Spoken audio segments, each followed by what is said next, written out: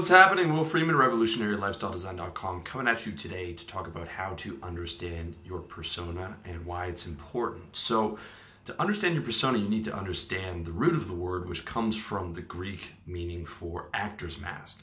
Your persona or personality is merely the mask you show the world. You might know that already. Maybe that's the first time you've heard that, but it's not actually a bad thing, but it's a really, really important distinction to make, and that you're not exactly the mask that you put forward in the world, okay?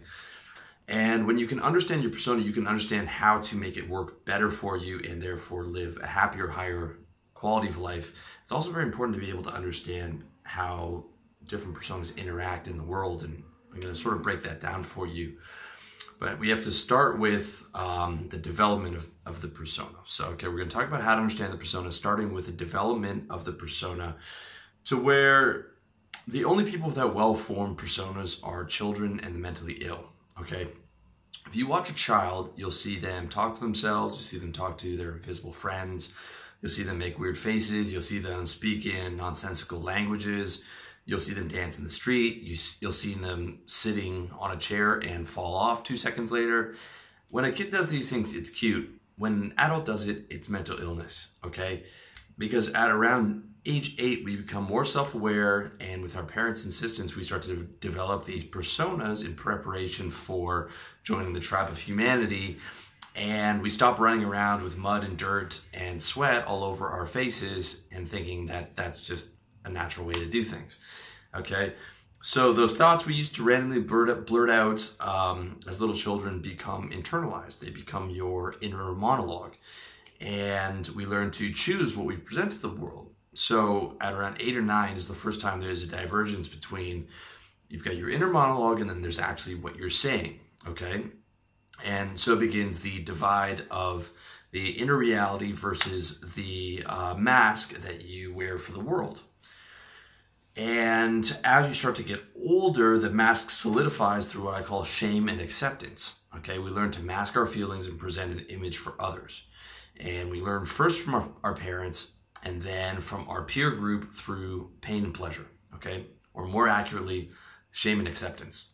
And of the two, by far shame is the biggest motivating factor for the type of the persona you adopt, as well as one of, if not the biggest motivational factors in the world, okay? So from a young age, you're taught what you should and shouldn't do, and that if you do something wrong, you get punished, and if you don't do the right thing, you also get punished, okay? Let me give you an example of a little kid going to a family party, and little Johnny wants to play with all the other kids, but mom wants Johnny to go talk to grandma before he can play with the kids. But Johnny doesn't want to talk to grandma right now, and mom shames Johnny, and grandma sees mom shaming Johnny. And so what does little Johnny do? He goes over to talk to grandma. This makes mom and grandma happy. Right, so he learns that not only do you get social acceptance, but mom might even give you a cookie for being a good boy. And so you, the little good boy, learn that you get punished for acting on your instincts, and you get rewarded for putting on a good performance, okay? Because not only that, if you're a perceptive boy, you see that mom knew what you really wanted to do, and so did grandma. Both of them were in on it. Both of them wanted you to do this action. Both of them would have shamed you for not doing it, but both were happy to reward you for your acting skills, knowing what you really wanted to do, okay? And I'm not saying this is a bad thing. This is part of the human condition. I mean, if I had children, I would make them go kiss grandma as well. I'm just saying this is the reality that we learn, okay? So you learn that the better you act, the more acceptance you get and the less shame you feel. Not just from your family, but from your teachers and your friends, okay? So then we start to get into the persona in the teenage years, which is usually the most difficult period for people. So you carry this mentality of the persona into your teenage years, and you start to develop and solidify the persona around 12, 13, 14. And this is why teenagers are so stressed out.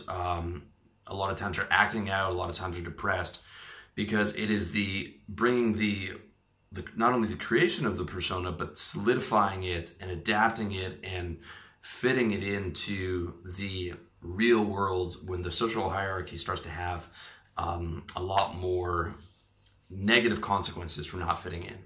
Okay, little children don't have that much of an identity. If a kid's a little bit weird when you're younger, it doesn't really matter when you're all running around and playing in the school ground. Okay, but you know, that same kid in high school, if he's still weird or he's gotten stranger, is going to have a lot of problems, and it's going to become much more noticeable. Okay, so as you get older, that blissful ignorance of childhood starts to die as you become more self-aware. You start to understand what other people are thinking, right? And you start to have this identity. So, hey, if I run around with a bunch of dirt on my face, people are going to look at me like I don't deserve respect.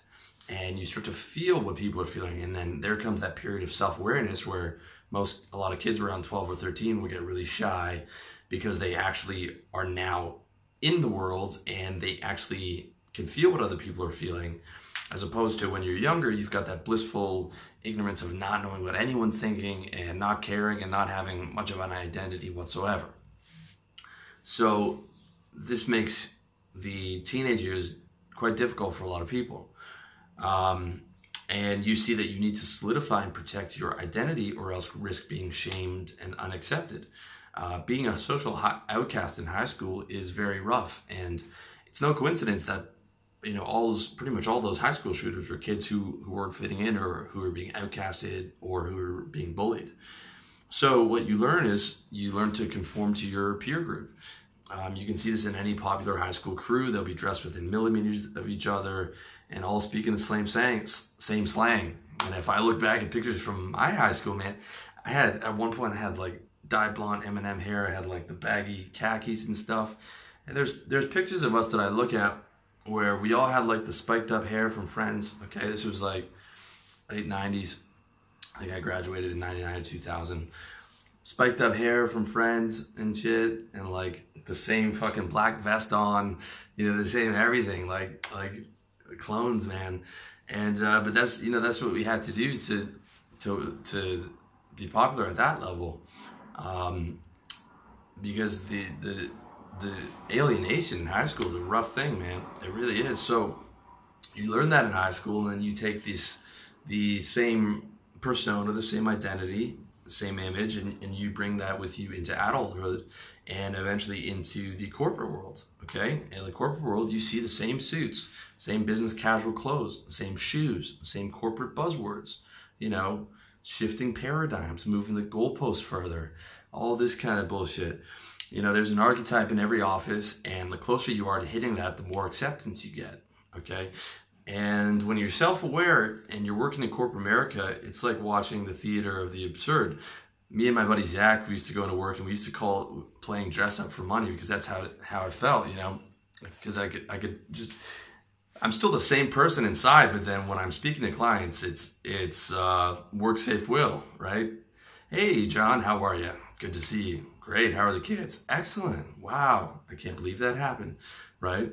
It's the persona that we need to, in this society, to get revenue, to get income, to pay for resources, okay? To function in the corporate world is to pretend.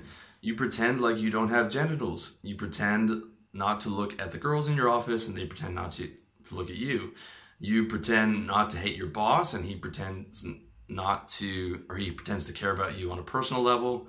And you pretend you don't have any controversial opinions on religion, politics, or any of the other topics you're not supposed to talk about, okay? All those layers are part of your professional persona, who I used to call work safe will. The truth is, your corporate world, and therefore our society, wouldn't function without personas, okay? If every employee acted honestly and told their boss to shove that TPS report right up his candy ass, corporations would cease to exist, okay, if people would actually say what they felt. Because the truth is, no one wants to sit in an office for 8 hours a day doing data entry. Nobody, okay, let alone having to act grateful for the opportunity. But the shame of alienation, and even more important as you get older, the fear of poverty, is what keeps the majority of people tied to a desk playing out that persona in exchange for resources and being able to live, okay? And so we take that even further. Let's look at the persona on display in our culture as a whole. Okay, so beyond corporate culture, we have the cult of the celebrity, okay, where the most powerful and persuasive personas in the game of life are worshipped like demigods by other players in the game, okay? And again, guys, I keep coming back to the idea of playing the game of life. I've got a bunch of articles and videos on it, and it's a really good concept. It's a good frame to be able to use to understand life, in my opinion, okay? So at the top of the game, we've got actors, we've got athletes, we've got musicians and politicians, and they're at the pinnacle of the pyramid, having elevated their personas to that level through skill and through 24/7 commitment, okay? Like when you're at that highest level, you can't afford to make mistakes. Look at the presidency, for example, okay? The highest honor in America. In the 2 years leading up to that glorious dog and pony show in the sky, candidates are judged on absolutely everything, okay? From their haircut to their voice to even the smallest of facial tics. Everything that is but their actual policies, which the average person doesn't care about. The presidency, like all elections, in reality, it's a popularity contest, okay? If it was the highest IQ guys with the best policies, it would be a totally different election. But it's not. It's a popularity contest, and the candidate is judged both on their charm and how presidential of a persona they're able to present. I remember the lead up to the last election cycle, the Hillary and Trump. I must have heard the term presidential 100 times in like, is he presidential enough? Is she presidential enough? Are they acting presidential enough in this debate? I mean, it's so bizarre when you're able to look at it sort of objectively. And at that level, there's just no room for mistakes, okay? Any uncalculated emotion will cost you the election. If you don't ask me, just ask Howard Dean. If you don't remember Howard Dean was a Democrat. I think he was going for the Democratic nomination, maybe 2003 or 2004. And he got real worked up at one rally, and he went into, we're going down to Washington and Oregon and Arkansas and Washington and Oregon and literally like that. Within a day, he was done. Within a day, he was memed. He was all over the front page of everything. And the next week, he was on the Chappelle show with Dave Chappelle dressed up as him doing that exact same speech and just saying "blah" like 500 times, which is still available online for you to watch. It's still funny. Like, that's it. He was done. One mistake. He got carried away. He showed a little bit of human emotion because he was all excited about all those people cheering for him. And it was lights out for Howard Dean. Okay? People say they want an honest politician, but that's the last thing they want. Howard Dean showed a tiny little bit of honesty. He was gone. Okay? If a politician expressed his feelings naturally, he wouldn't have a prayer of getting elected, right? He wouldn't have a prayer. Every opinion that a politician that releases has to go through a focus group and has to go through an army of strategists. It has to be polled. He has to see how he's doing in the poll. He has to see what his candidate's opinions on that. He can't just say something out of his mouth. He can't just say the truth and get elected. It's not possible. Okay? So it has to all be filtered through those multiple lenses, and then come out of a presidential sounding persona. If you want to see an example of a flawless presidential persona, look no further than Barack Obama. Okay, regardless of his politics, here at RLD, we don't care about politics at all. We don't focus on it. He was the slickest politician of our lifetime. Poised, confident, level-headed, no scandals in his personal life that we heard about, dignified, great vocabulary, always could answer a question without getting upset. I mean, next to him it would be Bill Clinton, but Bill Clinton always kept getting caught because he could control the presidential persona on camera, but he couldn't control it off camera, whereas Obama could. And his persona combined with his speaking abilities literally had people lining up to literally worship him. If you look at his first campaign, when he was talking about hope and change, there are people in the stands crying and weeping and wailing and bowing down at the power of his persona and the way that he was able to create that campaign.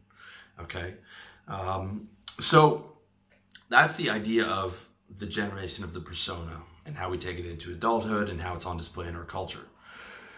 But now I want to talk about, so you got a general idea for it, how the persona hurts you, okay? And the first way that your persona hurts you is when you confuse your character with yourself, okay? So by the time you've reached adulthood, right, you've been taught by your parents and your peer group and your friends and everybody that through shame and acceptance, you have to maintain this persona at all costs.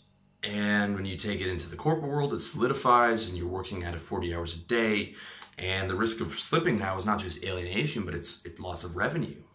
And the same applies to the sexual marketplace, right? If you can't scrap together a good persona, well, you're not getting sex and affection from women, okay? And on top of that, you're constantly presenting through the media of images of rock stars and CEOs and politicians and all these guys at the pinnacle of the game that you look up to. So, and that maybe perhaps you're trying to emulate, whether it's an actor or whoever, okay? So it's no wonder that many guys end up confusing themselves with their persona, with their character, adding beliefs to it and ideologies and identities and layers and layer on top of layer on top of layer, after having acted it for so long, it's just natural. Like you'll see so much of identitarian politics these days.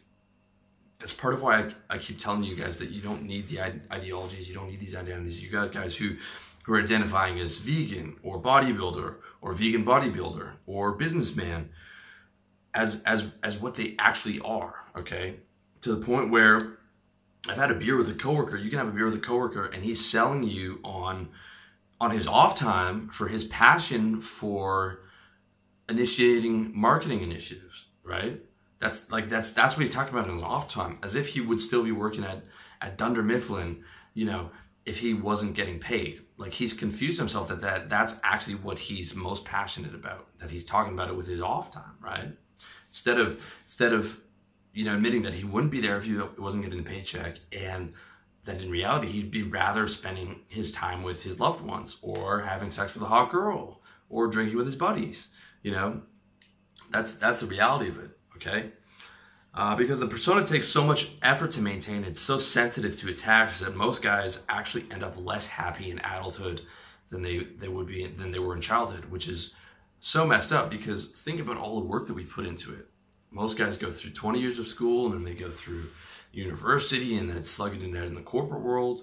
And it's like all of this for like, you're less happy than you were when you were a little kid, when you had nothing and you ran around with snot on your face and your hair was all matted down because you're sweating all day and you don't wash your dirty feet and you drag them through the house, right?